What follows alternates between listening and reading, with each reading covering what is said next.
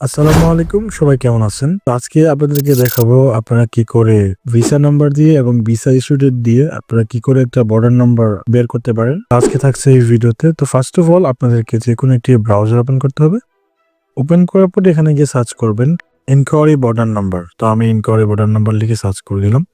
Search করে দেওয়ার পরে প্রথম যেই ওয়েবসাইটটা আসবে সেখানে একটা ক্লিক করে দিবেন। ক্লিক করার পর আপনাদেরকে একটি ওয়েবসাইটে নিয়ে যাবে। যাওয়ার পর এখানে জিজিসি সিটিজেন এবং নন জিজিসি সিটিজেন, যেহেতু আমরা বাইরের কান্ট্রি থেকে আসছি যেহেতু আমরা নন সিটিজেন দেওয়ার পরে এখানে ক্লিক করার পরে এখানে দেখতে পাচ্ছেন আপনারা ভিসা নাম্বারটা দিয়ে দিবেন। ভিসা নাম্বারটা ঠিক এই জায়গার মধ্যে দেওয়া থাকবে, আপনারা এখান থেকে এখানে দিয়ে দিবেন। তো আমি আমার ভিসা নাম্বারটা এখানে দিয়ে দিচ্ছি।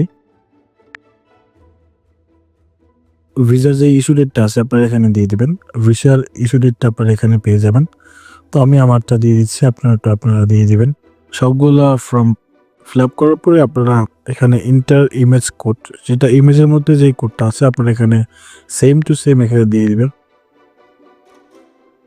দেওয়ার পরে এখন ইনকোয়ারিটা ক্লিক করে দিবেন। তো আমি ইনকোয়ারিটা ক্লিক করে দিচ্ছি।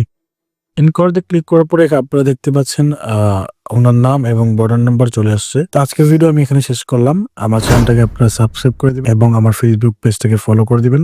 আসসালামু আলাইকুম।